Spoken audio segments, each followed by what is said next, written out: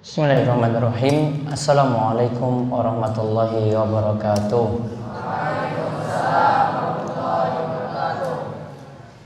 Innal hamdalillah nahmaduhu wa nasta'inuhu wa nastaghfiruh wa na'udzu billahi min shururi anfusina wa min sayyiati a'malina. May yahdihillahu fala mudilla lahu wa may yudlil fala hadiyalah. Wa asyhadu an la ilaha illallah wahdahu la syarikalah. Wa asyhadu anna Muhammadan abduhu wa rasuluh. Allahumma sholli ala nabiyyina Muhammad wa ala alihi wa man tabi'ahum bi ihsanin ila yaumiddin. Allahumma anfa'na bima 'allamtana wa 'allimna ma yanfa'una wa zidna ilma. Allahumma aslih lana dinana alladhi huwa ismatu amrina wa aslih dunyaya allati fiha ma'ashuna wa aslih akhiratana allati fiha ma'aduna waj'alil hayata ziyadatan lana fi kulli khair waj'alil mauta rahatan lana min kulli syarr. Alhamdulillah, para jamaah sekalian, Bapak Ibu, para santri, ikhwan dan akhwat sekalian yang semoga senantiasa dirahmati dan diberkahi oleh Allah Subhanahu wa taala.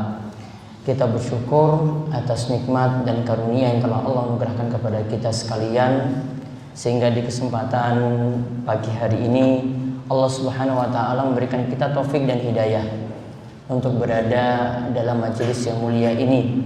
Mudah-mudahan majelis ini adalah majelis yang penuh berkah dan membawa kebaikan bagi kita sekalian. Alhamdulillah, di kesempatan kali ini kami hadir di Ma'had dari Al-Ustadz Al-Fadil Abu Zubair di daerah Rumbai, ya, betul ya? Taib.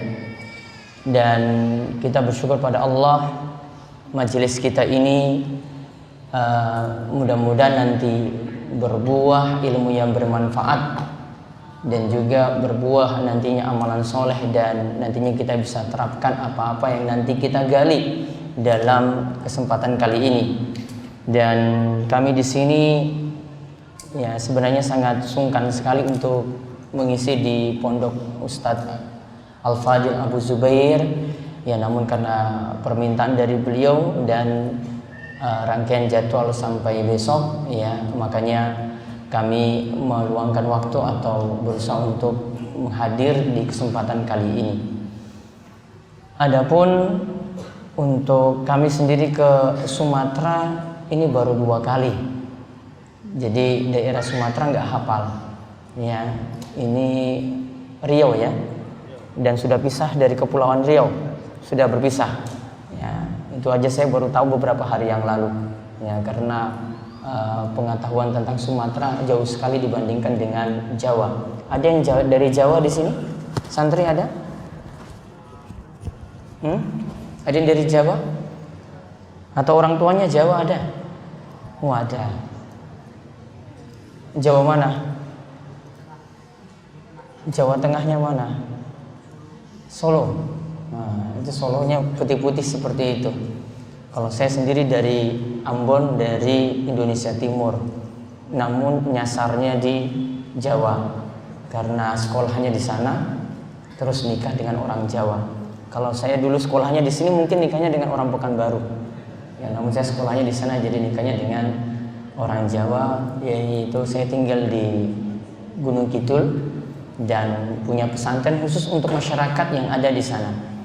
Oleh karena itu nanti di sini kita berbagi, ya, nanti mungkin 1 jam ke depan, nanti setelah itu tanya jawab, ya, untuk permasalahan-permasalahan bagaimana cara mendakwahi orang lain, terutama ketika kita berada di tengah-tengah masyarakat. Para jamaah sekalian, semoga senantiasa dirahmati oleh Allah Subhanahu wa taala. Nanti pembahasan ini sebenarnya saya banyak mengambilnya atau mengambil pelajaran dari buku yang sudah ditulis oleh Al-Ustadz Abdullah Zain yang ada di Jawa Tengah juga. Ya, beliau pernah menulis sebuah buku 14 hikmah dalam berdakwah. Saya nggak tahu kalau sekarang itu masih dicetak ataukah sudah tidak dicetak lagi. Kalau ini masih dicetak, ya saya sarankan buku tersebut untuk dimiliki. 14 hikmah dalam berdakwah. Nah, saya cuma gali poin-poin penting dari apa yang beliau sampaikan. Kemudian saya tambah beberapa poin sesuai dengan tulisan-tulisan yang pernah juga saya susun. Ya, alhamdulillah ada beberapa poin yang ini hampir sama dengan apa yang telah disampaikan oleh Ustadz Abdul Azim dalam buku tersebut. Intinya ikhwani fiddin wa akhwati fillah rahimani wa rahimakumullah. Perintah dakwah yaitu kita ketika ingin mengajak orang lain dalam kebaikan. Ini adalah amalan yang sangat-sangat mulia sekali. Bahkan Allah Subhanahu wa taala sebutkan dalam surat Fussilat ayat ke-33. Allah berfirman, "Wa man ahsanu qawlan mimman da'a ilallah wa 'amila shalihan wa qala innani minal muslimin." Siapakah yang lebih baik perkataannya daripada orang yang mengajak kepada Allah, yaitu orang yang berdakwah di jalan Allah, kemudian orang-orang yang mengerjakan amal soleh dan mereka berkata, sesungguhnya aku termasuk orang-orang yang muslim, orang-orang yang berserah diri. Ikhwani fiddin wa akhwati fillah rahimani wa rahimakumullah. Surat Fussilat ayat 33 ini kata para ulama, inilah salah satu dalil yang menunjukkan keutamaan dakwah atau keutamaan kita itu mengajak yang lainnya dalam kebaikan. Dikatakan di sini waman ahsanu qaulan, siapa yang baik perkataannya. Artinya ini adalah disifati dengan sifat yang sangat-sangat bagus, disebut dengan perkataan yang paling baik. Dan bentuk dakwah nanti, ya, bentuk dakwah untuk kita praktekkan nanti untuk zaman ini, masya Allah sangat-sangat luas sekali.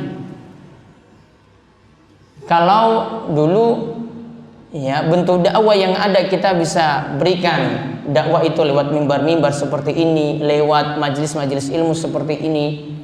Namun kalau sekarang semakin berkembang luas.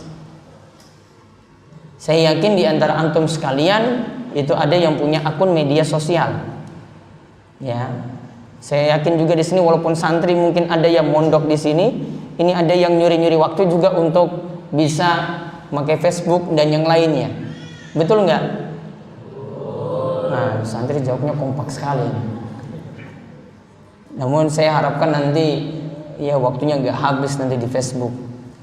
Punya apa saja? Facebook punya? Facebook punya? Punya. Instagram? Wah. Twitter? Kalau WhatsApp punya berarti?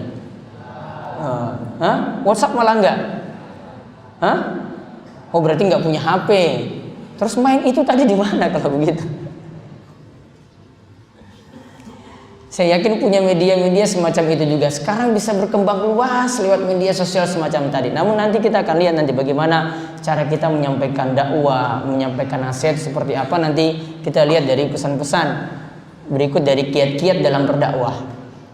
Intinya di sini dakwah itu adalah amalan yang sangat-sangat mulia. Di antara keutamaannya bisa lihat secara rinci. Saya sebutkan di sini ada 6 keutamaan dakwah. Ya, keutamaan dakwah ada 6.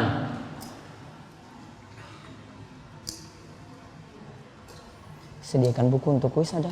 Cari buku itu ada 5 gitu. Buku yang mau dijual itu bawa sini aja. Keutamaan berdakwah ada 6 nanti saya sebutkan. Yang pertama, pendakwah itu menjadi umat terbaik. Orang yang berdakwah, yang menyampaikan ilmu pada yang lainnya, itu akan menjadi umat yang terbaik. Allah Subhanahu wa taala berfirman dalam surat Ali Imran ayat 110. Kuntum khaira ummatin ukhrijat linnas ta'muruna bil ma'ruf wa tanhauna 'anil munkar wa tu'minuna billah. kalian itu adalah umat yang terbaik yang dilahirkan untuk manusia. Yaitu dikatakan umat yang terbaik apa? Sifatnya apa di sini? Ta'muruna bil ma'ruf wa tanhauna 'anil munkar. Yaitu mereka mengajak kepada kebaikan dan melarang dari kemungkaran. Wa tu'minuna billah, dan juga mereka itu beriman kepada Allah. Jadi sifatnya di sini umat yang terbaik, di antaranya Allah Subhanahu wa taala sebutkan mereka mengajak kepada yang ma'ruf, kemudian mereka melarang dari yang mungkar. Dan di awal disebutkan kuntum khaira ummah, kalian itu adalah umat yang terbaik. Berarti orang yang menyampaikan ilmu pada yang lainnya itulah yang jadi umat yang terbaik. Kemudian yang kedua, tadi sebagaimana disebutkan dalam surat Fussilat ayat 33, orang yang mendakwahkan ilmu itu memegang perkataan terbaik. Memegang perkataan terbaik. Sebagaimana dalilnya disebutkan tadi dalam surat Fussilat ayat 33, "Wa man ahsanu qawlan mimman da'a ila Allah wa 'amila shalihan wa qala innani minal muslimin." Dan siapakah yang lebih baik perkataannya dari orang yang berdakwah pada Allah dan mengerjakan amalan soleh, dan ia mengatakan aku adalah seorang muslim yang berserah diri pada Allah Subhanahu wa taala. Yang ketiga, dikatakan dalam ayat lagi, orang yang berdakwah berarti telah menempuh perkara yang besar. Orang yang berdakwah berarti telah menempuh perkara yang besar. Dalilnya surat Luqman ayat 17. Wa'mur bil ma'rufi wanha 'anil munkar wasbir 'ala ma asabak inna dzalika min azmil umur. Allah Subhanahu wa taala berfirman, dan suruhlah manusia untuk mengerjakan yang baik, mengerjakan kebajikan-kebajikan, dan laranglah mereka dari kemungkaran. Kemudian bersikaplah sabar terhadap apa yang menimpamu, dari musibah yang menimpamu. Inna dzalika min azmil umur. Sesungguhnya yang demikian itu termasuk hal-hal yang diwajibkan oleh Allah Subhanahu wa taala.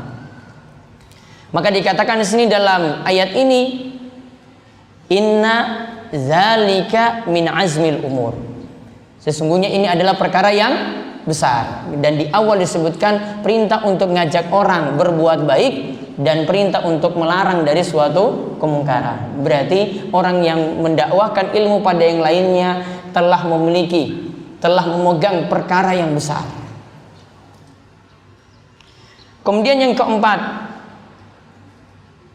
orang yang berdakwah akan mendapatkan pahala dari orang yang mengikuti, tanpa mengurangi pahala mereka sedikit pun juga.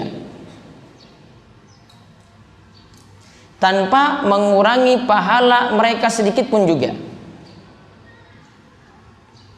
Kata Nabi sallallahu alaihi wasallam dalam hadis Abu Mas'ud Uqbah bin Amir al-Ansari radhiyallahu anhu, dalam hadis riwayat Muslim, man dalla ala khairin falahu mislu ajri fa'ilihi. Siapa yang menunjukkan orang lain kepada kebaikan, maka dia akan mendapatkan pahala seperti pahala orang yang mengikutinya. Dan dalam riwayat yang lain disebutkan tanpa mengurangi pahala orang yang mengikuti tadi sedikit pun juga. Jadi kalau ada yang mengikuti kita ngajak dalam suatu kebaikan, dan bahkan kita yang jadi pelopor. Pelopor itu artinya kita yang melakukan pertama kali, lantas ada yang ngikuti. Maka kalau kita jadi contoh di tengah keluarga kita jadi contoh di tengah-tengah masyarakat kita, maka kalau kita yang jadi pelopor kebaikan tadi, ada yang ngikuti, maka kita akan mendapatkan pahala dari mereka yang mengikuti tadi. Contoh misalnya, ada sholat yang dikerjakan setelah kita melaksanakan sholat subuh. lantas berdiam di masjid sampai matahari itu meninggi. Kita mengerjakan sholat 2 rakaat. Sholat ini disebut sholat apa? Sholat ini disebut sholat apa? Sholat syuruk atau sholat isyraq. Pahalanya apa? Pahalanya apa? Mendapatkan pahala haji dan umrah, hajan wa umratan tamatan. Mendapatkan pahala haji dan umrah yang sempurna dan sempurna dan sempurna. Coba lihat kalau antum sekalian, ini yang mencontohkan pertama kali di masjid yang ada di kampung. Habis dari masjid tidak pulang. Maaf, ketika sholat subuh di masjid tadi, sholat subuh itu tidak pulang, dan ketika itu diam di situ. Bisa dengan baca zikir pagi. Kalau ada seperti di Masjid Ibnu Katsir sini ada kajian ba'da subuh, ya, diam di situ sampai matahari itu meninggi. Kemudian matahari ini meninggi itu sekitar, kata Syekh Muhammad bin Shalih Al-Utsaimin, atau juga ada fatwa dari Al-Lajnah Ad-Daimah lil Buhus Al-Ilmiyah wal Ifta, waktu tadi matahari itu meninggi atau setinggi tombak itu kira-kira 15 menit setelah matahari terbit. 15 menit setelah matahari terbit. Di Pekanbaru matahari terbit jam berapa? Subuh jam berapa? 5 lewat apa jam 4? 5 kurang 5. 5 kurang 5. Matahari terbit hampir setengah 7. Jam 6 lebih. Tinggal tambah 15 menit. Nah, lalu melaksanakan sholat isyraq 2 rakaat. Maka pahalanya tadi haji dan umrah yang sempurna, sempurna dan sempurna. Ini kalau kita contohkan duluan di masjid kita, yang lainnya nanti tanya, wah ini dilakukan sholat apa ini? Kemudian diikuti oleh yang lainnya. 1 orang pertama ikuti, besoknya 2 orang ikuti, besoknya lagi 3 orang ikuti, besoknya lagi 10 orang itu ikuti. Maka kita akan mendapatkan pahala dari mereka-mereka tadi tanpa mengurangi pahala mereka sedikit pun juga. Paham ya? Itu tadi contohnya sholat apa? Isyraq. Kita yang jadi contoh pertama kali sehingga yang lain itu mengikuti. Bisa kita cuma dengan perbuatan saja yang lainnya itu ikuti, bisa juga dengan ngajak langsung, Pak, atau ngajak orang-orang yang ada di masjid, ya, sampaikan hadisnya, kemudian yang lainnya itu mengikutinya, maka kita akan juga mendapatkan pahala yang sama seperti tadi tanpa mengurangi pahala mereka sedikit pun juga. Kemudian yang kelima, orang yang mendakwahkan ilmu akan mendapatkan rahmat dari Allah, akan mendapatkan doa dari malaikat, juga dari penduduk langit dan bumi, juga dari penduduk langit dan bumi.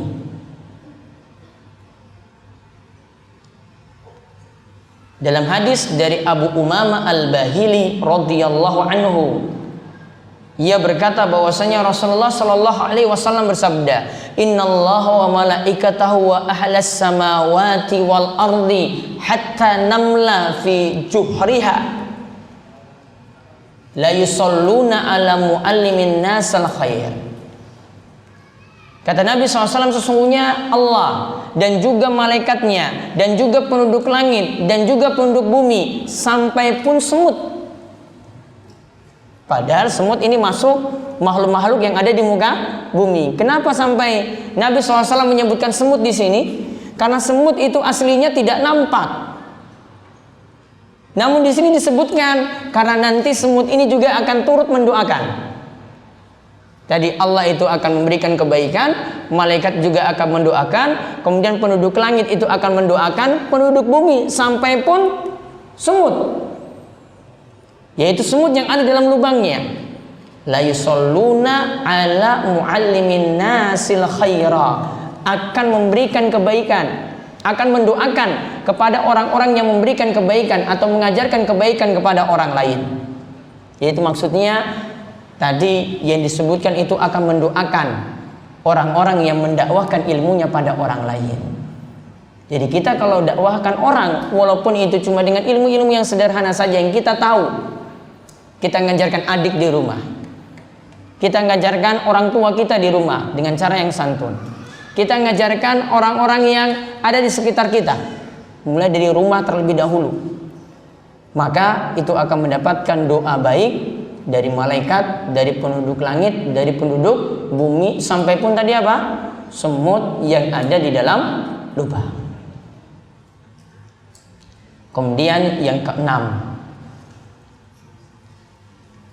orang yang mendakwahkan ilmu berarti menjalankan pesan Nabi Sallallahu Alaihi Wasallam untuk saling mengingatkan dalam kebaikan.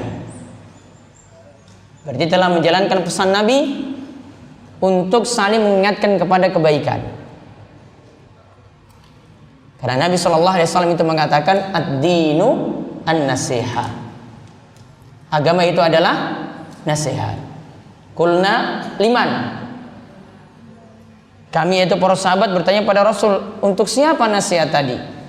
Lillahi, pada Allah, wali kitabihi, pada kitabnya, wali rasulihi, pada rasulnya, wali a'immatil muslimina wa ammatihim, pada rasulnya, pada imam-imam atau pemimpin kaum muslimin, wa ammatihim, dan nasihat itu kepada kaum muslimin secara umum. Berarti siapa yang menasihati kaum muslimin secara umum berarti telah menjalankan ad-dinu an-nasiha yang disampaikan oleh Nabi Sallallahu Alaihi Wasallam tadi. Hadis ini diriwayatkan oleh Imam Muslim, disebutkan dalam hadis Al-Arba'in An-Nawawiyah nomor berapa? Nomor berapa? 7 apa 10? Nomor 7. Nah, sekarang kita masuk pada poin pentingnya. Ini bisa dicatat poin-poinnya. 14 kiat berdakwah di masyarakat. Jadi kalau antum-antum yang di pondok sini bisa pulang nanti membawa ilmu bagaimana cara kita berdakwah. Juga bapak ibu-ibu yang hadir di sini, bagaimana cara kita berdakwah. Ini ada 14 kiat yang ini dikatakan sebagai 14 kiat hikmah dalam berdakwah. Hikmah dalam berdakwah.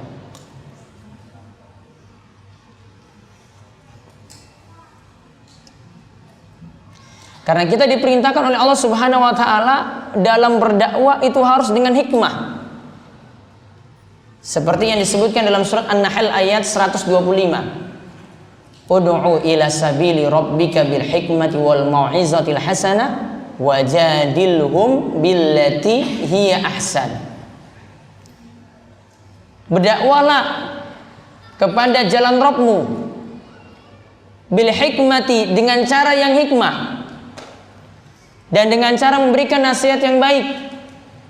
Wajadilhum billati hiya ahsan, dan berdebatlah juga dengan cara yang baik. Di sini Allah Subhanahu wa taala perintahkan untuk berdakwah dengan hikmah. Apa yang dimaksudkan berdakwah dengan hikmah? Kata para ulama, hikmah itu artinya tepat sasaran. Atau menempatkan sesuatu pada tempatnya.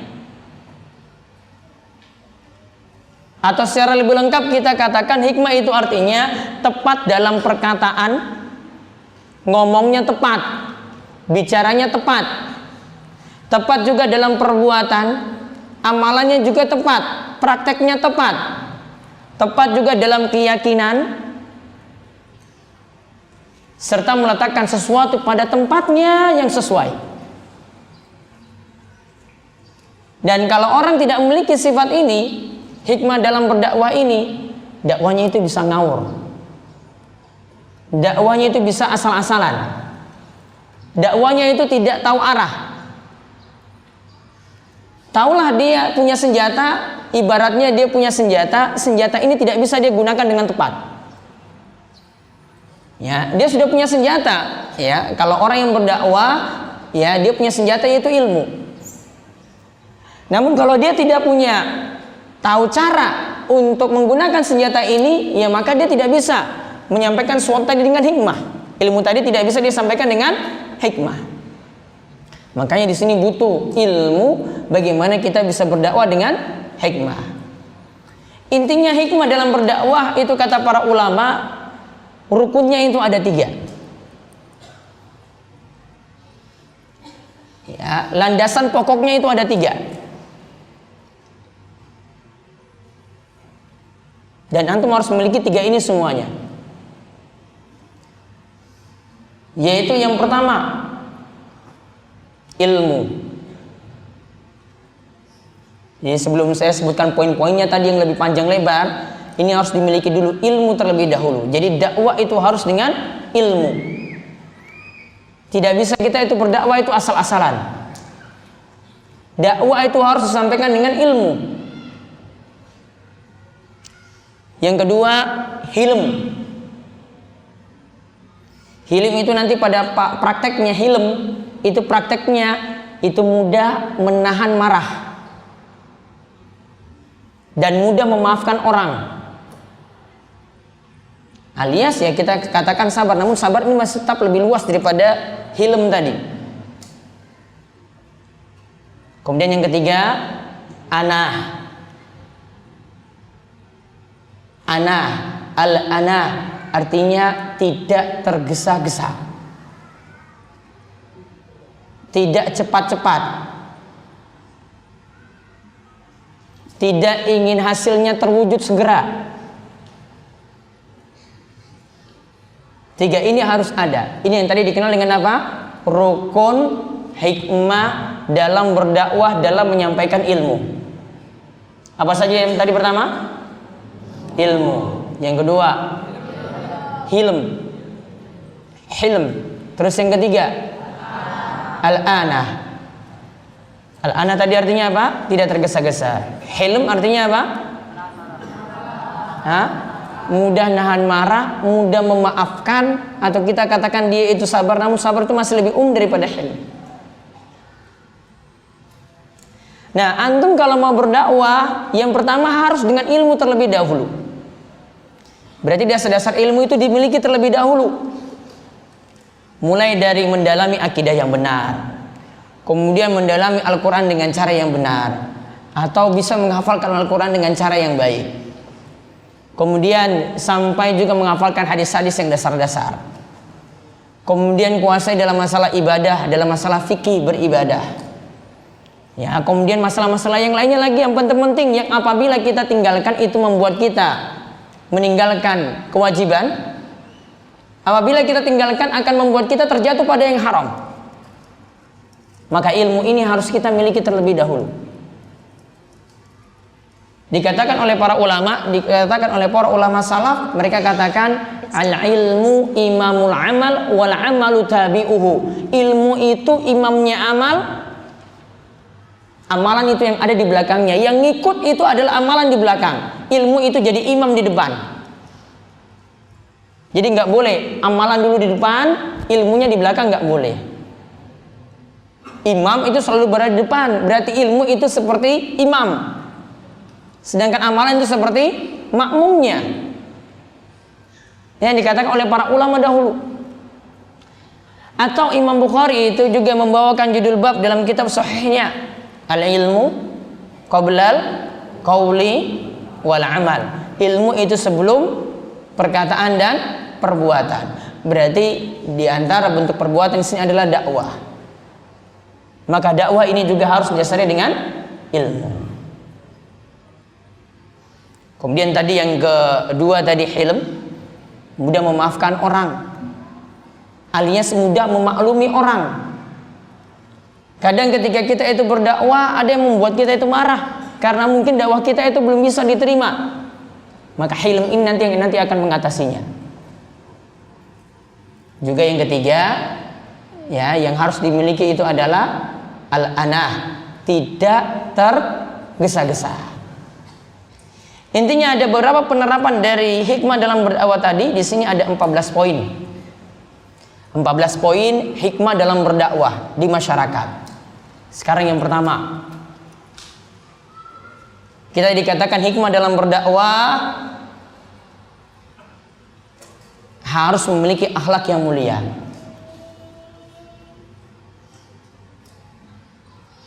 Ketika ingin mengajarkan akidah yang benar, harus memiliki akhlak yang mulia ketika ingin mengajarkan akidah atau ajaran yang benar. Tanpa antum melepaskan akhlak ini, sopan santun itu tidak ada. Ya, karena istilah dalam bahasa kita itu sopan santun. Kesantunan itu tidak ada, maka dakwah itu akan sulit diterima. Awalnya dari akhlak terlebih dahulu. Karena Nabi sallallahu alaihi wasallam itu mengatakan innama bu'istu liutammima makarimal akhlak. Sesungguhnya aku itu diutus untuk menyempurnakan akhlak manusia. Dalam riwayat yang lain dikatakan innama bu'istu liutammima salihal akhlak. Sesungguhnya aku itu diutus untuk mengajarkan akhlak manusia supaya jadi lebih baik. Maka yang harus ditanamkan terlebih dahulu itu adalah akhlak. Namun perlu dipahami di sini, akhlak ini bukan berarti kita bebas bergaul dengan orang dan bebas memasuki acara-acara yang ada di tengah masyarakat kita. Contoh di tengah-tengah masyarakat kita masih ada amalan-amalan yang bermasalah, amalan-amalan yang tidak ada tuntunan. Bukan berarti nanti kita terjun, kita ikut bersama dengan mereka dalam amalan-amalan yang tidak ada tuntunan ini. Contoh misalnya tradisi tengah masyarakat masih ada tahlilan, masih ada yasinan, masih ada selamatan kematian. Di sekitar kita banyak nggak seperti ini? Banyak ya? Banyak. Kita tidak ikuti itu bukan berarti kita tidak bergaul dengan mereka sama sekali. Saya kasih beberapa contoh di sini.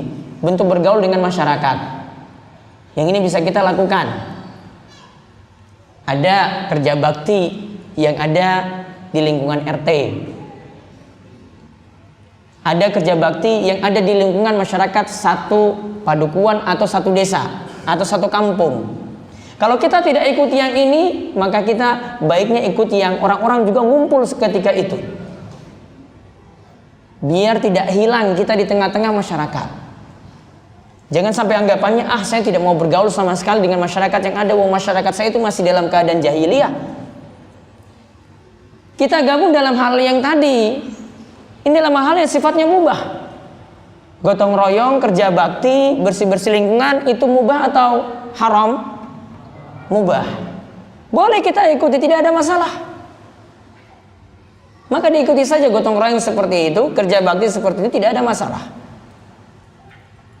Contoh lagi, ada misalnya di RT atau di kampung kita itu ada kumpul-kumpul bulanan. Kadang ada yang pakai arisan, kadang cuma sekedar kumpul-kumpul saja. Selama kita bisa membuat warna dalam majelis atau dalam kumpul-kumpul semacam itu, diikuti saja. Apalagi dengan kita hadir, dengan kita datang, itu membuat suasana jadi lebih baik daripada kita itu tidak hadir. Contoh lagi, kalau ada tetangga yang sakit, kita apa? Jenguk. Bahkan kita doakan.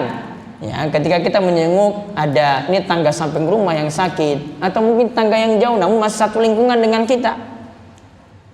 Ketika datang sambil mendoakan. Bagaimana doa menjenguk orang sakit? Siapa hafal? Saya kasih buku. Menjenguk orang sakit. La ba'sa tahurun insyaallah. Ada yang lebih panjang lagi. Ini ada buku bagus ini. Iya.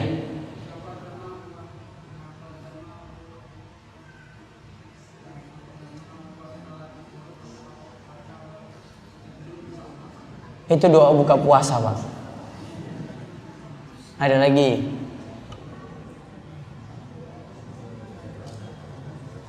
Doa ketika jenguk orang sakit. Temannya sakit gak pernah dijenguk. Tetangganya sakit gak pernah dijenguk.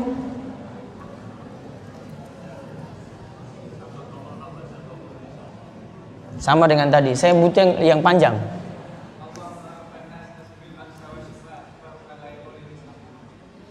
Iya, diulang pelan-pelan coba. Allahumma rabban nas idhibil ba's Bas. Terus ishwi anta syafi la shifaa illa shifauka shifaan la yugadiru saqama. Jangan cepat-cepat, nanti orangnya nggak sembuh-sembuh nanti kalau kamu cepat-cepat.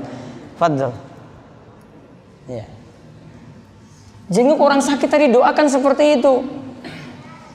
Kalau kalimat ini tidak dipahami, bacakan tadi kemudian terjemahkan.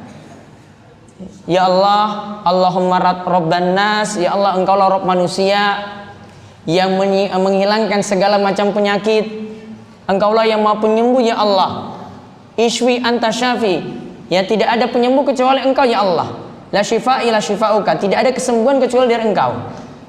Shifaan la yughadiru saqaman. Mudah-mudahan ini jadi kesembuhan yang tidak meninggalkan bekas. Itu dihafal nanti ya, dihafal. Itu ketika menjenguk orang sakit. Ini dilakukan di tengah masyarakat kita kayak begitu. Ada yang tetangga yang sakit dikunjungi. Saya yakin ini masih jadi tradisi di masyarakat kita, seperti di Pekanbaru juga masih ada. Gak mungkin ini hilang di tengah-tengah masyarakat kita. Bahkan ini sudah jadi kebiasaan. Oh, ini ada teman kantornya yang sakit, datang jenguk. Oh, ini tetangganya ada yang sakit, itu datang jenguk. Harus belajar untuk interaksi dengan masyarakat seperti itu. Contoh lagi, menyolatkan dan mengantarkan jenazah. Sholat jenazah itu bagaimana cara melakukannya? Sholat jenazah, fadl. Takbir 4 kali. Setelah takbir pertama, baca Al-Fatihah. Setelah takbir kedua, salawat pada Nabi. Setelah takbir ketiga, doanya bagaimana?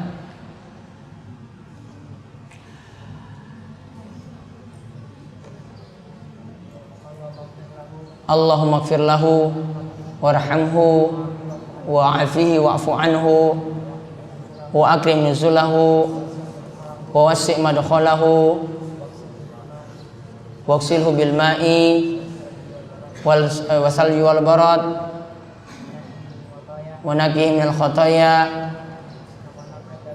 kama naqaita thawbal abyada minad danas wa abdilhu daran khairan min darihi wa ahlan khairan min ahlihi wa zawjan khairan min zawjihi wa adkhilhul jannata wa izhu min azabil qabri wa azabin nar. Itu saja. Ada lagi doa yang lain? Ada lagi yang lain? Cuma hafal satu doa saja. Tambah lagi nanti. Lihat di Hisnul Muslim ya. Karya Said bin Waf Al-Qahtani. Itu ada 1, 2, 3, 4, 5. Dibaca semuanya. Karena akan membawa manfaat pada orang yang telah meninggal dunia. Dia dapat syafaat nanti, yaitu dapat banyak ampunan dari orang yang mendoakan dia. Yang keempat, setelah takbir keempat, langsung salam pada doa lagi. Langsung salam. Salamnya berapa kali? Ada 1 kali, 1 pendapat, ya, ada yang 2 kali. Namun setelah takbir keempat ada bacaan Allahumma la tahrimna ajrahu wala taftinna ba'dahu waghfir lana walahu.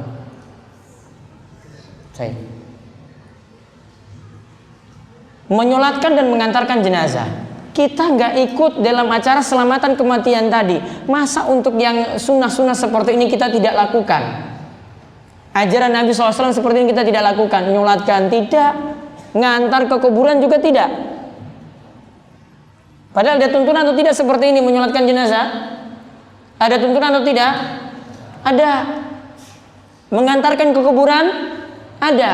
Bahkan kalau mengantarkan sampai ke kuburan, pahalanya berapa kirot? Pahalanya 2 kirot. 1 kirot itu seperti apa? Jabal Uhud. Ada Jabal Uhud di Pekanbaru? Berapa panjang? Berapa kilometer? Jabal Uhud? Berapa? Sekitar 8 kilo itu panjangnya. Artinya digambarkan oleh Nabi SAW itu pahala yang besar. Kalau kita cuma layat saja datang kemudian nyolatkan 1 kirot, kalau diantar sampai kuburan dapat pahala 2 kirat. Kiratain kita itu dapat. Maka kalau tidak bisa yang itu, ambil yang ini. Dan orang lebih senang lihat kita seperti ini. Wah, itu dia doakan orang tua saya yang meninggal dunia. Yang lainnya cuma datang layat orang mati tadi, cuma datang untuk duduk-duduk saja. Mungkin dia nyumbang uang. Yang ini datang nyumbang uang, tambah lagi nyolatkan, doakan, berarti dianggap itu lebih manfaat. Kemudian contoh lagi yang lainnya, bentuk akhlak lagi di tengah masyarakat kita, bantu orang yang tertimpa musibah. Ada yang kena kecelakaan, kita jenguk, kita bantu juga dalam hal pembiayaan. Ada masyarakat kita ada di suatu kampung misalnya terkena banjir atau terkena tanah longsor, kita bantu lagi, entah dengan tenaga kita atau dengan sumbangan kita berupa uang. Maka ini juga akan membuat kesan di masyarakat, sehingga menilai kita itu akhlaknya itu baik, sehingga kalau kita mau mendakwakan atau menyampaikan ilmu kepada mereka, mereka akan terima. Wah, ini orang ini santun sekali. Wah, ini orangnya itu sering membantu. Wah, ini orangnya itu sering menolong. Contohnya lagi, menebarkan salam. Masyarakat kita itu masih seperti itu. Maka kalau kita ingin mereka itu mendapatkan dakwah, ya tegur mereka, sapa mereka, beri salam kepada mereka. Jangan cuma pada orang-orang yang ngaji saja kita berikan salam. Ada polisi di situ, ada masyarakat yang kita lewat depan rumah mereka, beri salam. Kalau kita tahu itu adalah orang muslim, memberikan salam kepada mereka, itu akan membuat mereka itu simpati kepada kita. Ini bentuk akhlak yang mulia di tengah-tengah masyarakat. Contoh lagi, kalau ini ibu-ibu, ya sering berbagi masakan, apalagi lagi masak yang enak-enak, dan tetangga cuma cium bau enaknya saja. Wah, asapnya itu sampai terbang sampai ke rumah sebelah. Yang dimasak apa? Ini masak itu daging. Coba lihat kata Nabi Shallallahu Alaihi Wasallam. Ya, ketika Abu Dzar itu diberi nasihat oleh Nabi Shallallahu Alaihi Wasallam, Nabi katakan seperti ini, ya Abu Dzarrin, iza tabikhta mirqatan. Wahai Abu Dzar, ketika engkau itu membuat suatu masakan, maka kata Nabi, fa'aksri ma'al mirqah. Kalau engkau buat masakan itu yang ada kuahnya, karena mirqah ini yang ada kuahnya, maka perbanyaklah air ketika itu. Buat airnya itu lebih banyak, walaupun dagingnya cuma sedikit. Buat airnya lebih banyak. Kemudian kata Nabi SAW, wa tu'ahidu jiranak au aksim fi jiranik. Kata Nabi SAW, lalu engkau itu undang mereka datang ke rumahmu, lantas engkau beri makan. Yang penting kan kuahnya sudah banyak. Kalau itu dagingnya sedikit, yang penting kan ada rasa daging. Atau engkau bagi-bagi ke rumah-rumah mereka. Jangan cuma beri baunya yang enak saja, sedangkan mereka tidak dapat makanan semacam tadi. Coba lihat bagaimana Nabi SAW itu mengajarkan akhlak yang mulia kepada kita. Ini bukan berarti kita praktekkan seperti ini loh. Namun ini minimal yang Nabi SAW itu ajarkan pada kita. Coba kalau kamu lagi masak, di situ ada daging, maka perbanyaklah kuahnya. Kamu bagi-bagi kuahnya tadi, tetanggamu nanti rasakan kuahnya. Oh, ini kuah daging. Kira-kira bapak di sini atau ibu-ibu ada yang masak, cuma kasih tangganya kuah saja? Ada yang mau bagi seperti itu? Atau ikutkan dagingnya juga? Pasti ikutkan dagingnya juga di situ. Namun Nabi pakai takaran yang sedikit. Biar ini kita termotivasi. Oh, Nabi anjurkan seperti itu. Nabi SAW anjurkan seperti itu. Ah, saya buat lebih. Saya tambahkan lagi dagingnya, kuahnya saya perbanyak lagi sehingga tetangga juga bisa rasakan dagingnya tadi. Ini yang dipraktekkan oleh Nabi kita Muhammad Sallallahu Alaihi Wasallam. Maka bisa meniru akhlak-akhlak yang mulia seperti tadi. Jadi awali dakwah tadi, tunjukkan akhlak yang mulia di tengah-tengah masyarakat kita. Yang kedua lagi yang bisa dilakukan, ini lanjutan tadi yang dari yang pertama, bentuk akhlaknya bermuka manis, menebarkan salam, dan menunaikan hak sesama manusia dan menunaikan hak sesama muslim. Bermuka manis, menebarkan salam, dan menunaikan hak sesama muslim. Ini wujud tadi dari orang memiliki akhlak yang mulia. Diawali tadi dengan apa? Bermuka manis. Muka manis maksudnya gimana coba? Muka manis gimana coba? Muka manis. Jadi mulutnya itu dibuat agak lebar gitu. Bukan sempit. Itu muka manis. Ini ajaran Islam seperti itu. Kata Nabi SAW, la tahqiranna minal ma'rufi syai'a walau antalqa akhaka biwajhin talak. Kata Nabi SAW, janganlah kalian itu meremehkan kebaikan sedikit pun, walaupun kalian itu bertemu dengan saudara kalian dengan wajah yang tersenyum manis. Hatta di sini sampai pada orang-orang yang mungkin berbuat maksiat di tengah kita. Kita menunjukkan sikap seperti itu. Hatta sampai yang kita sebut sebagai ahli bid'ah misalnya.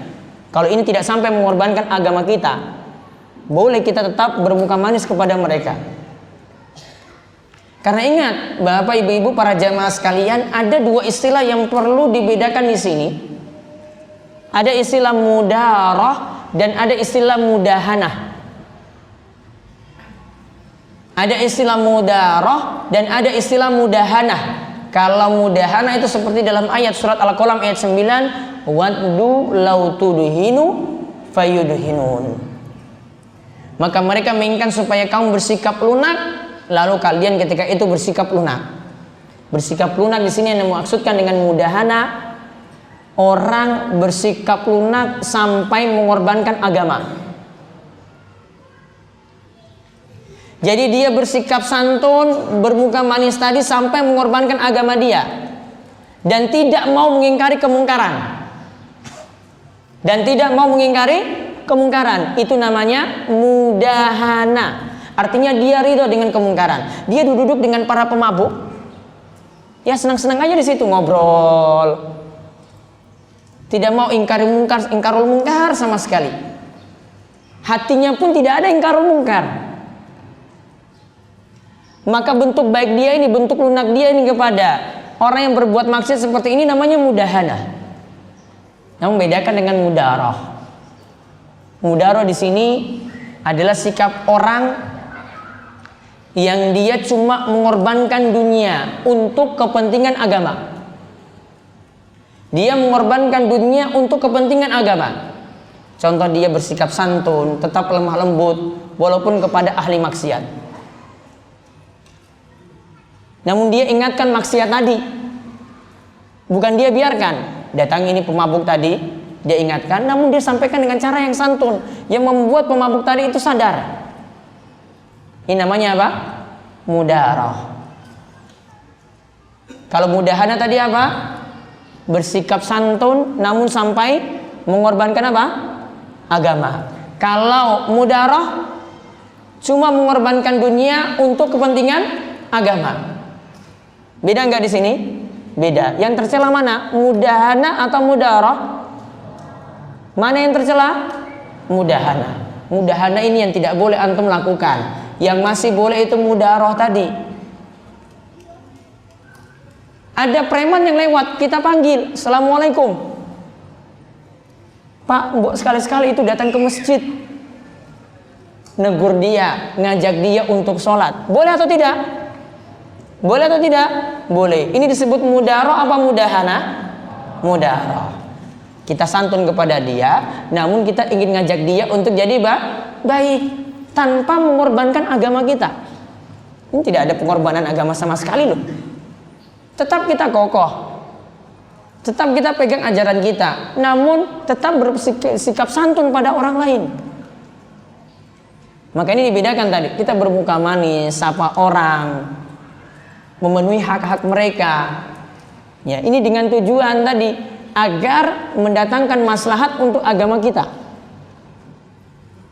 Ya, tentang tadi penunaian hak sama muslim, maka tetap juga dilakukan. Seperti yang disebutkan oleh Nabi sallallahu alaihi wasallam, hakul muslim 'alal muslimi sittun.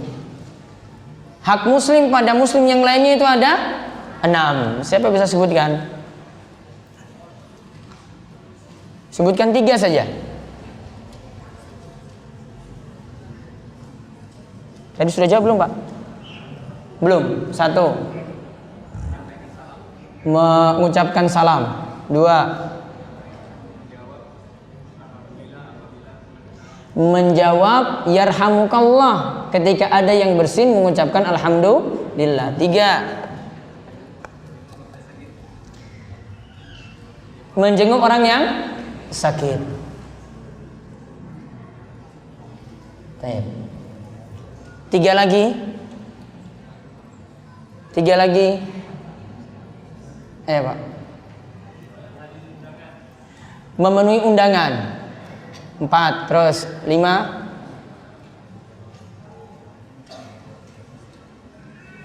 Tadi sudah menjenguk orang sakit. Orang sakit kan setelah itu kalau penyakitnya gawat kan mati. Terus berarti apa? Kan ya sudah dibahas tadi.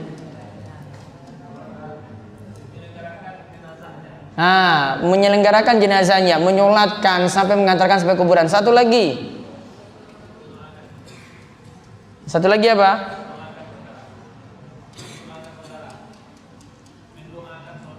Mendoakan saudara. Bukan. Ada lagi? Memenuhi undangan sudah belum? Sudah kan? Satu lagi. Memberi nasihat jika dia meminta nasihat. Kata Nabi sallallahu alaihi wasallam, 6 hal tadi, idza lakitahu fasallim alaihi. Jika engkau bertemu dengannya maka ucapkanlah salam untuknya. Wa idza da'aka fa'ajibhu. Jika dia mengundangmu. Ini undangan apa yang dikatakan wajib? Walimah. Sebagian ulama itu katakan undangan makan-makan. Ya, namun yang dikatakan oleh jumhur atau kebanyakan ulama itu undangan walimah. Wa idza da'aka fa'ajibhu. Jika dia itu mengundangmu maka penuhilah undangannya. Yang ketiga, wa izastansahaka fansah lahu. Jika dia meminta nasihat darimu, tolonglah nasihati saya sedang sedih, maka berilah nasihat untuknya. Kemudian wa idza atasa fahamidallaha fasammithu. Jika dia itu bersin mengucapkan alhamdulillah, kita mengucapkan yarhamukallah. Wa idza marida fa'uduhu. Jika dia sakit kita jenguk. Wa idza mata fattabi'hu. Jika dia meninggal dunia kita mengiringi jenazahnya. Ada berapa? 6. Kemudian yang ketiga, kiat lagi hikmah dalam berdakwah. Mengenali medan dakwah yang akan diterjuni. Mengenali medan dakwah yang akan diterjuni. Sama seperti pasukan itu mau perang, dia harus tahu medannya dulu ini bagaimana, biar bisa pintar ngatur strategi, biar tahu bagaimana cara berperang, biar tahu nanti cara meraih kemenangan itu seperti apa. Kenapa kita harus tahu medan dakwah kita terlebih dahulu? Kita di tengah keluarga tahu ini sifat bapak ini bagaimana, sifat ibu kita bagaimana, sifat saudara-saudara kita bagaimana. Di tengah masyarakat harus tahu sifat-sifat tetangga kita ini seperti apa. Kalau kita datang baru lulus dari pesantren, pulang ke masyarakat, tahu ini keadaan masyarakat kita itu seperti apa. Tahu dulu medan dakwahnya. Ini dicontohkan oleh Nabi sallallahu alaihi wasallam ketika mengutus Mu'adz bin Jabal ke Yaman. Ketika beliau mengutus Mu'adz bin Jabal itu ke Yaman, maka ketika itu Nabi sallallahu alaihi wasallam sampaikan kepada Mu'adz, innaka taqdamu ala qaumin min ahlil kitab. Wahai Mu'adz, nanti engkau di sana, yaitu di mana? Yaman, itu akan mendatangi ahli kitab. Maka diberitahu dulu oleh Nabi SAW, ini loh yang nanti kamu akan hadapi itu adalah ahli kitab. Maka harus pintar. Oh, ini ahli kitab ini seperti ini, sehingga dakwahnya itu pas. Contohnya lagi Nabi Sallallahu Alaihi Wasallam melihat medan dakwah di sini, beliau praktekkan. Ya, atau ini dipraktekkan oleh para sahabat ketika memberikan nasihat pada yang lainnya.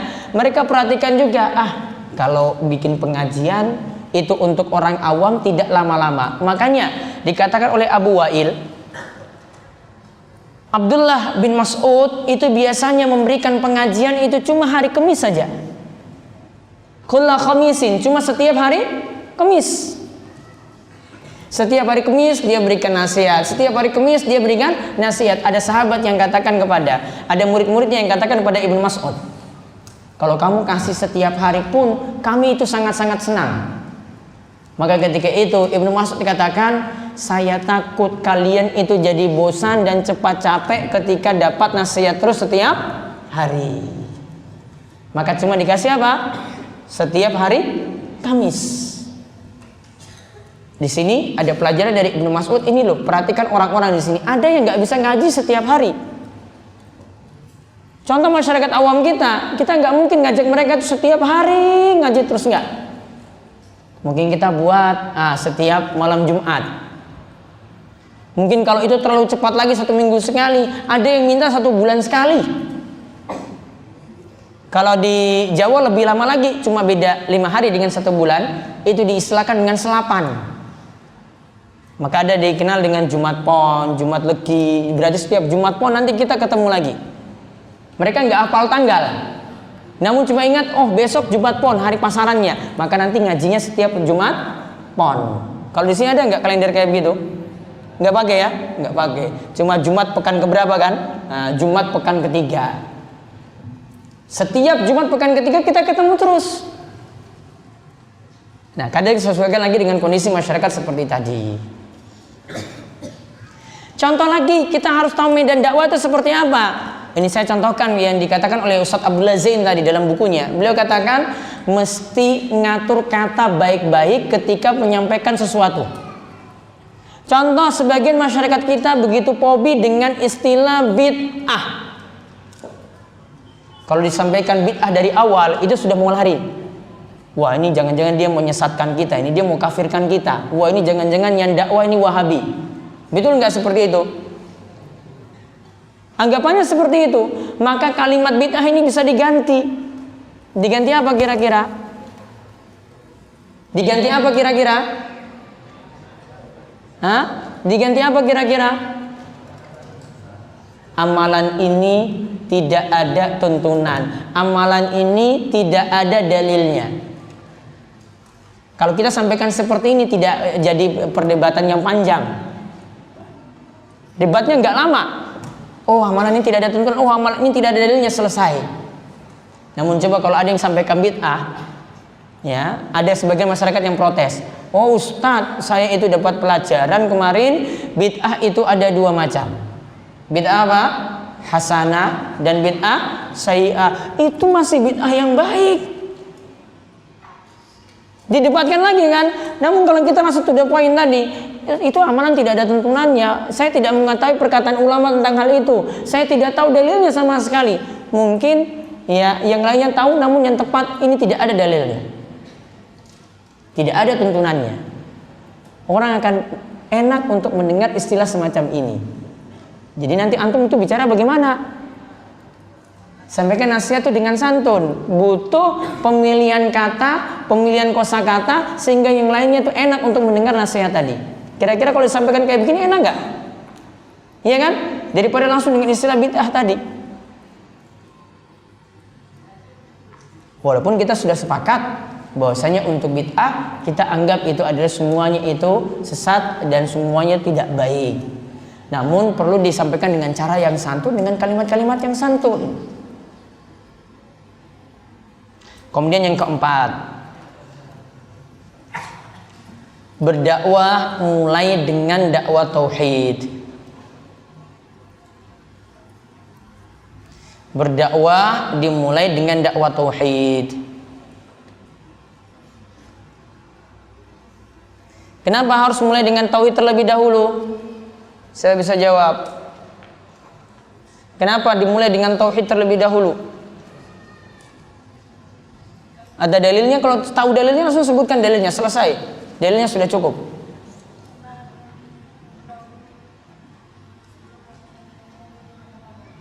Dalilnya, ayatnya. Nabi-nabi terdahulu menyampaikan tauhid. Iya, dalilnya apa?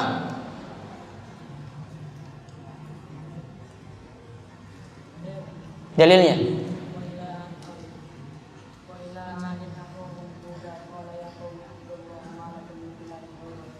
Ya qaumi ibudullaha ma lakum ilahun ghairuh.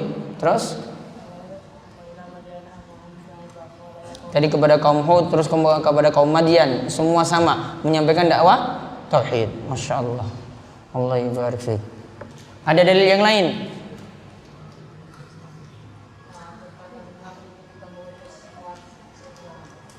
Perkataan Nabi ketika mengutus Muaz, itu cuma Rasul nanti jadinya dalilnya. Yang seluruh Nabi dakwahnya tadi dakwah tauhid.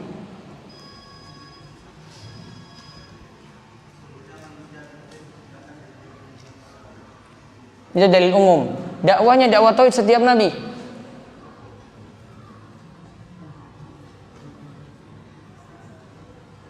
Masih ada satu dalil. Dakwah para nabi, dakwahnya itu adalah dakwah tauhid. Walaqad ba'atsna fi kulli ummatin rasulan an i'budullaha wajtanibut taghut. Artinya,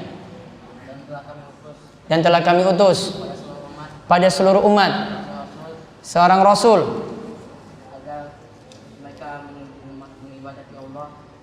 ya, mereka nanti mengajak untuk beribadah pada Allah saja. Artinya mentauhidkan Allah. Ani'budullah artinya ayyuwahidullah, yaitu untuk mentauhidkan Allah. Terus dan menjauhi taghut. Surat An-Nahl ayat 36. Ya, surat An-Nahl ayat 36. Ini sudah jadi dalil yang menunjukkan bahwasanya dakwah para nabi itu adalah dakwah tauhid. Jadi kalau kita mau berdakwah juga prioritasnya dakwakan terlebih dahulu itu tauhid. Namun Bapak Ibu sekalian, dakwah tauhid itu tidak kaku seperti itu. Bisa jadi ada yang mendakwakan tauhid ketika mengajarkan Al-Qur'an. Yaitu dia mengajarkan tafsir. Mungkin bisa jadi dia mengajarkan tafsir surat Yasin. Karena mungkin masyarakatnya di sini hafal Yasin, ya. Kemudian dia mengajarkan tafsir surat Yasin. Di dalam surat Yasin tadi itu banyak perintah untuk mentauhidkan Allah.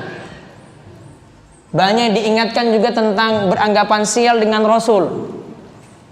Banyak diingatkan tentang hari kiamat dan takut pada hari kiamat. Ini semua nanti ujung-ujungnya adalah perintah untuk mentauhidkan Allah. Bisa dengan ngaji, ya, dengan mengajarkan tafsir. Contohnya tafsir surat Yasin atau tafsir juz Ammah. Lebih-lebih lagi tafsir juz Ammah semacam itu. Contoh juga bisa dengan mengajarkan hadis. Ada kitab Riyadhus Shalihin. Karya siapa ya Riyadhus Shalihin? Siapa mualifnya, penulisnya siapa? Imam Bukhari apa Imam Nawawi? Imam Nawawi. Itu banyak hadis-hadis di situ juga yang walaupun judulnya mungkin umum, namun ada hadis-hadis yang isinya juga memerintahkan untuk mentauhidkan Allah Subhanahu wa taala. Bisa kita masuk juga lewat thariqah hadis tadi, lewat jalan dengan mengajarkan hadis. Jalannya itu banyak, namun nanti tujuannya satu, yaitu ketika kita sampai pada pembahasan tauhid, kita ingat ke masyarakat, hati-hati berbuat syirik. Kita diperintahkan untuk mentauhidkan Allah Subhanahu wa taala. Hati-hati memakai jimat, hati-hati bersikap berlebihan terhadap orang soleh, apalagi sudah meninggal dunia. Ini bisa ditekankan ketika kita mengajarkan tafsir atau kita mengajarkan hadis. Kemudian yang kelima, memberikan pelajaran pada masyarakat, ya, memberikan pelajaran pada masyarakat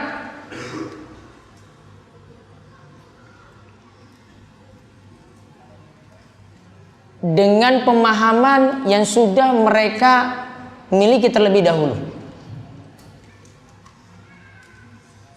dengan pemahaman yang sudah mereka miliki terlebih dahulu.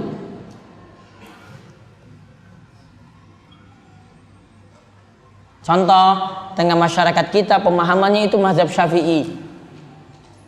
Maka kalau mengajarkan pada masyarakat, baiknya itu dengan mazhab Syafi'i. Atau ada perkataan-perkataan dari Imam Syafi'i, dari Imam Nawawi atau murid-muridnya tadi yang itu mengajarkan ajaran yang benar. Contoh misalnya, kita melakukan pendekatan ke masyarakat.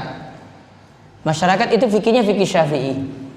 Contohnya fikih Syafi'i, ya ketika tahiyat akhir terserah mau 2 rakaat sholatnya atau 3 rakaat atau 4 rakaatnya, duduknya iftirash atau tawarruk. Kalau Syafi'i semuanya tawarruk, baik itu sholatnya 1 rakaat tawarruk, baik sholatnya itu 2 rakaat tawarruk, baik 3 rakaat juga tawarruk, baik 4 rakaat juga tawarruk. Ini dalam mazhab Syafi'i. Kalau kita melihat dalil-dalil yang ada, mau kompromikan juga, ternyata hampir-hampir mirip dalil yang digunakan antara Imam Ahmad dan Imam Syafi'i dalam masalah duduk di tahiyat akhir tadi. Cuma pemahamannya saja yang kesimpulannya itu jadi berbeda. Kalau antum mengambil ini kemudian pakai di masyarakat, masyarakat tidak banyak protes. Karena pemahaman mereka sudah ada seperti itu. Yaitu semua duduk tahiyat akhir, semuanya duduk tawarruk. Contoh lagi, ya, Ustadz Abdullah Zain di dalam bukunya ini contohkan kebiasaan masyarakat kita kalau membaca Al-Fatihah itu bismillahnya dijaharkan, ya kan? Bismillahnya dijaharkan. Dan ini ada khilaf di antara para ulama. Kita mesti jaharkan bismillah ataukah tidak? Namun kalau kita masuk ke masjid-masjid mereka, terus kita diperintah jadi imam, kalau antum tidak baca bismillah, itu nanti sebagian jamaah meyakini Al-Fatihahnya tidak sah. Meyakini Al-Fatihahnya tidak sah. Maka kita bisa tadi ya sedikit mudaroh di sini, mengorbankan, namun ini tidak fatal. Kita keraskan. Walaupun kita yakin yang lebih kuat itu tidak dijaharkan, kita keraskan ketika itu cuma ingin takliful qulub, cuma ingin menarik simpati mereka. Itu bisa dilakukan seperti itu. Paham ini ya? Ya, dalam masalah-masalah seperti ini kadang ada pendapat mazhab Syafi'i yang bisa kita pakai dan itu tidak menyalahi. Beda misalnya kalau dalilnya sudah sangat-sangat lemah. Seperti misalnya tentang masalah kunut subuh. Ya, tentang masalah kunut subuh. Kalau antum tidak yakini itu hadisnya sahih, ya tidak perlu diamalkan. Ya memang hadisnya memang tidak sahih, tidak perlu diamalkan ketika itu. Dan juga jangan tadi bersikap, saya nanti kalau depan jamaah, nanti kalau jamaah saya ini belum paham, saya baca kunut. Wah, itu berarti nggak pegang prinsip. Karena kita sudah yakini dalilnya lemah, ya maka kalau kita diminta jadi imam, sholat subuh saya nggak bisa Pak, kecuali kalau jamaah bolehkan, saya tidak pakai kunut subuh. Nah, harus dipahami seperti cara penerapannya. Jadi intinya kita bisa tetap mengajarkan sesuai dengan pemahaman masyarakat dahulu. Yang penting nanti dibawa, ini pendapat yang kuat seperti ini. Nah, tinggal antum kalau ingin mempelajari mazhab Syafi'i, ya tentu dari ustadz-ustadz yang paham tentang hal ini dan nanti bisa membandingkan dengan dalil-dalil yang lebih kuat. Karena tidak semua pendapatnya kita terima. Yang penting kita pelajari mazhab itu tidak sifatnya taklid. Jangan terlalu fanatik, tetap mengikuti pendapat yang kuat.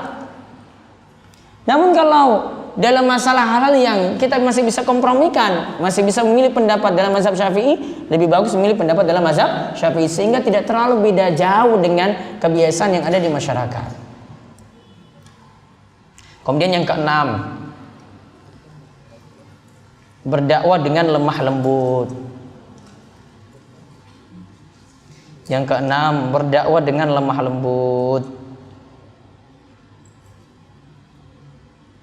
Karena ingat, dakwah itu asalnya, menyampaikan nasihat itu asalnya tidak dengan cara yang kasar, tidak dengan sikap yang keras, namun dengan sikap yang santun, namun dengan sikap yang lemah lembut. Nabi SAW memberikan perbedaan di sini. Inna rifqa la yakunu fi syai'in illa zana. wa la yunza'u min syai'in ila syanah. Kata Nabi SAW, yang namanya kelemah lembutan itu jika ada pada sesuatu maka akan terus menghiasi, membuat sesuatu itu jadi indah. Namun kalau kelemah lembutan tadi itu dicabut, kita sikapnya jadi kasar, maka yang ada cuma membuat sesuatu itu jadi jelek, membuat sesuatu itu jadi rusak. Berarti asalnya dakwah itu dengan lemah lembut, dengan cara yang santun ketika kita itu menyampaikannya kepada orang lain. Contoh, menyikapi orang yang keliru. Pernah ada seorang sahabat yang pernah keliru dalam sholat, namanya Muawiyah. Pernah Muawiyah bin Al-Hakam As-Sulami itu melaksanakan sholat. Ada teman yang ketika itu bersin. Kalau bersin tadi baca apa? Alhamdulillah, ya kan?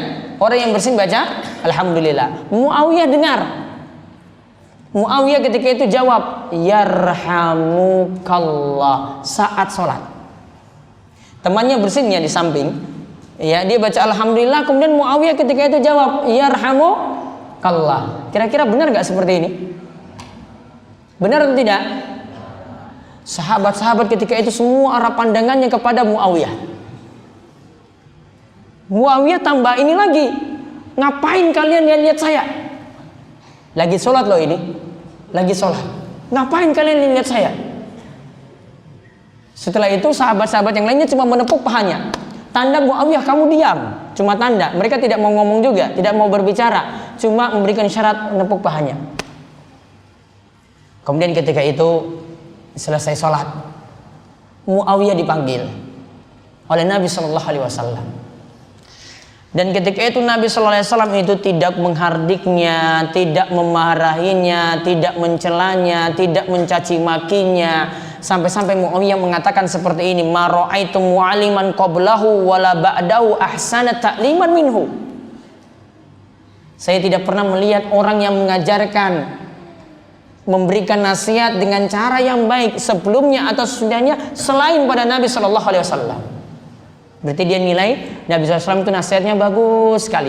Nah ketika itu, ya, Muawiyah itu katakan bahwasanya Nabi SAW itu menyampaikan, inna sholatana hadhihi la yaslu fiha syai'un min kalamin nas, innama hiya tasbih wa takbir wa tilawatul Quran. Sesungguhnya yang namanya sholat kita ini tidak boleh ada obrolan, tidak boleh ada pembicaraan manusia. Yang ada cuma bacaan tasbih, yang ada cuma takbir, yang cuma ada itu adalah tilawatul Quran, membaca Al-Quran.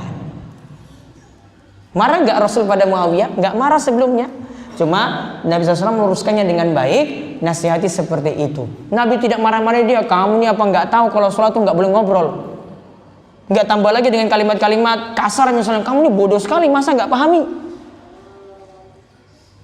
Taruhlah yang dia nasihat itu benar, namun orang itu menerimanya beda. Ah ini orang ini sudah jelek-jelekan saya, gimana saya mau terima? Ah orang ini kok sudah berkata kayak gini, kasar sekali, gimana saya mau terima? Kira-kira kalau disampaikan seperti ini, seperti Rasul sampaikan, semuanya mau terima nasihat nggak? Mau terima atau tidak? Terima. Karena sampaikannya dengan cara yang santun, lemah lembut.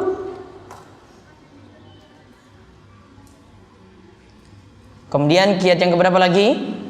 Yang ketujuh, berusaha menarik simpati dari orang yang ditokohkan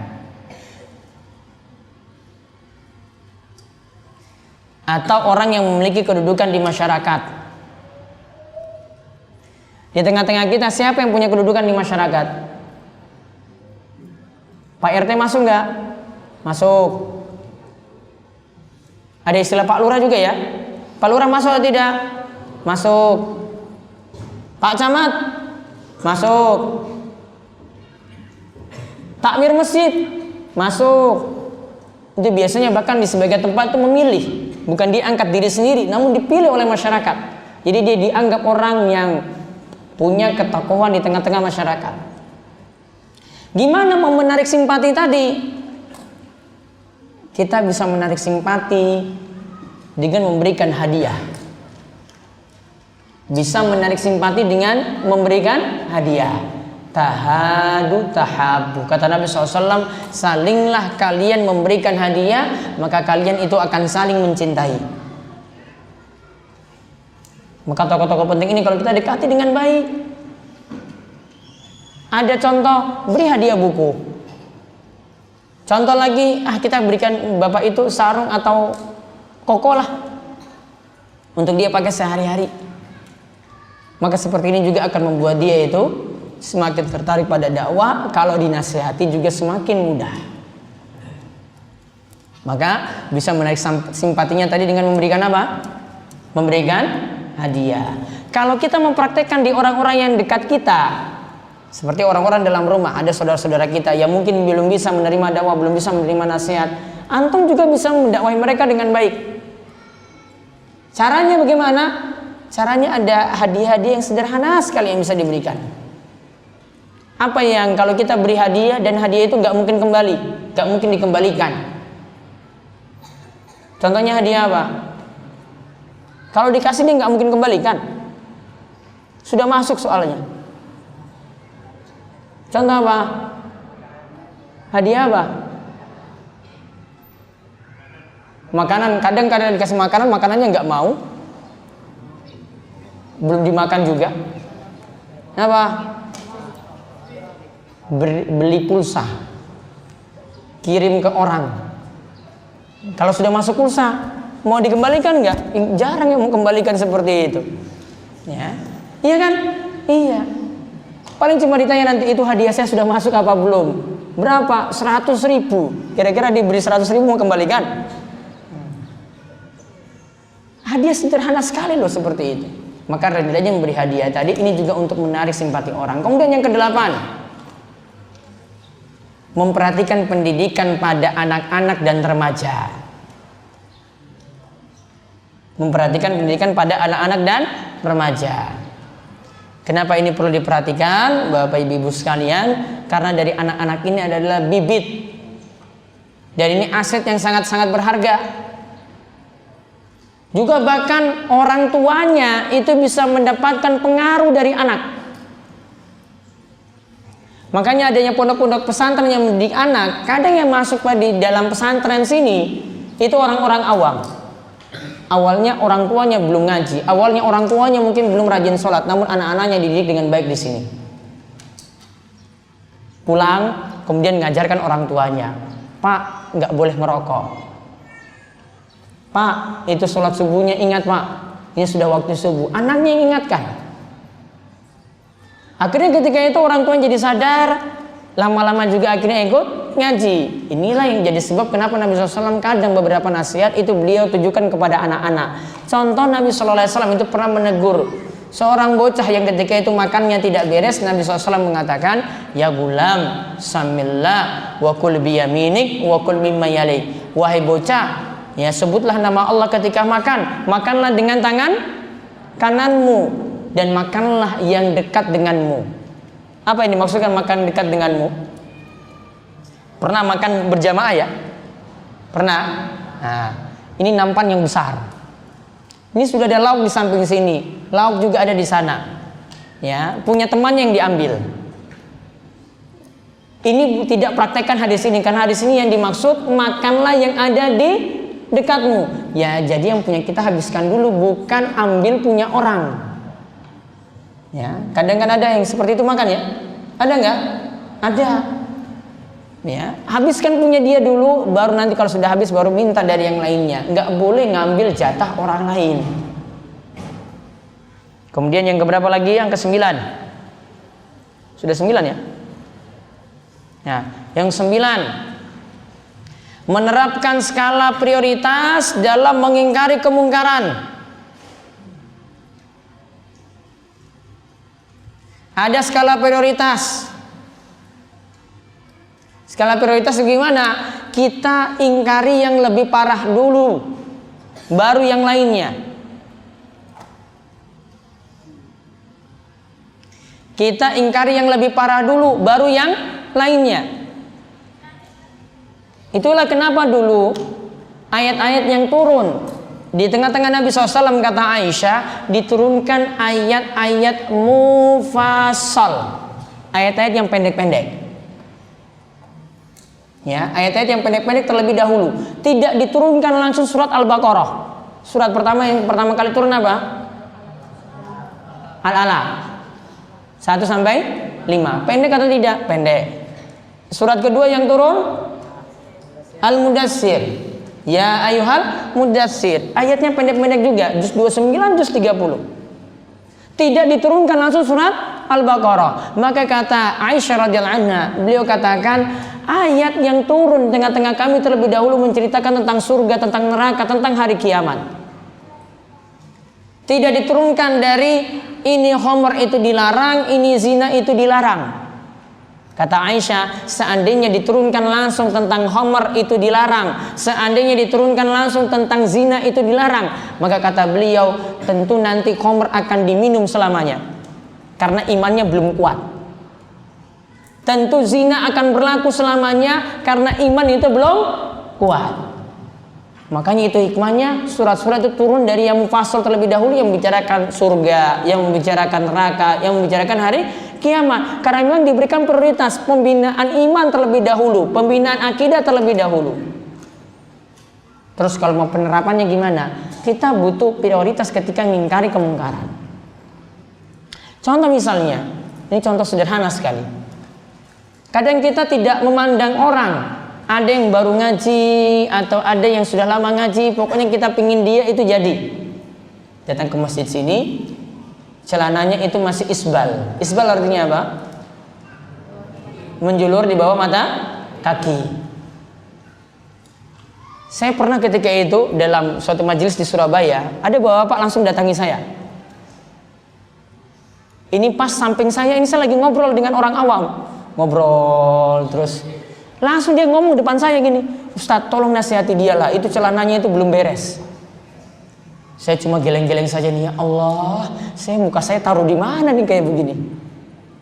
Habis sholat lagi, masih dia yang sama, dia datang lagi ngobrol ke saya. Ustadz, itu imamnya itu celananya itu belum beres tuh, julur sampai di bawah. Saya cuma tepok jidat aja nih, aduh ini gimana ini, saya mau ngomong apa lagi. Setelah itu saya beritahu panitia, tolonglah bapak yang tadi duduk di depan saya ini, pas depan sini, tolonglah dinasihati. Kira-kira pas nggak seperti ini? Ini orang baru datang, baru semangat untuk ngaji, baru dapat ilmu. Itu kan bisa kita tunda, iya kan? Ini bisa kita tunda. Mungkin orang ini sholatnya masih belum beres, juga mungkin dalam asal akidah juga belum kuat, masalah iman juga belum kuat. Ada yang perlu jadi skala prioritas. Maka lihat mana yang lebih penting untuk kita sampaikan. Termasuk juga untuk keluarga seperti itu. Termasuk juga di tengah-tengah masyarakat seperti itu pula. Nah, ini singkat saja yang berikutnya, yang ke-10. Membantah pemahaman sesat dengan hikmah. Baiknya tanpa menyebutkan nama atau kelompok. Jika tidak diperlukan. Baiknya tidak menyebut nama atau kelompok. Jika tidak diperlukan. Namun kalau diperlukan boleh sampaikan. Namun baiknya cuma sebutkan pemahamannya dulu. Sebagian orang ini kadang sudah memahami ini, oh ini pemahamannya itu dari kelompok ini, dari kelompok ini, kelompok ini. Akhirnya sudah paham, ini keliru. Kemudian yang ke-11. Ya, ini saya sampaikan tanpa keterangan panjang karena waktunya katanya sudah cukup. Yang ke-11, mengikuti kebiasaan masyarakat selama hal itu masih dibolehkan. Contoh misalnya, tidak mesti memakai gamis. Ya, tidak mesti memakai gamis. Kalau masyarakat belum terbiasa melihat kita berpakaian seperti itu. Contoh lagi, masih boleh memakai pantolon, celana panjang. Karena ada sebagian yang mengkritisi hal ini, ada yang pakai baju koko seperti ini, ya, ada yang pakai baju koko seperti biasa, atau ada yang pakai baju apa ini, baju nasional seperti ini, wah dikritisi juga, wah itu nggak boleh seperti itu, tasyabbuh itu. Kadang kita boleh ikut apa yang sudah masyarakat itu gunakan. Contoh tadi pakaian, hingga tambahkan sarung. Kalau celananya itu sudah cukup lebar, ya sudah cukup seperti itu. Contoh lagi, tadi pakai celana panjang tadi masih boleh. Contoh lagi pakai baju sini juga masih boleh. Karena dalam masalah pakaian itu bebas kita memakainya selama tidak sifat itu tasyabbuh dengan pakaian non muslim, selama juga tidak tasyabbuh dengan pakaian orang-orang yang berbuat kefasikan, ahli maksiat, selama juga itu bukan tampil beda.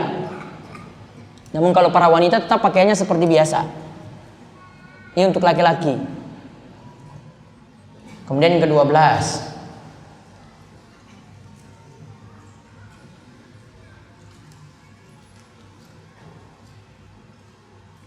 berdakwah dengan sabar. Kadang butuh waktu, kadang ada yang sakiti kita. Kemudian yang ke-13, berdakwah dengan ikhlas. Karena ikhlas itu yang membuat dakwah itu jadi langgeng.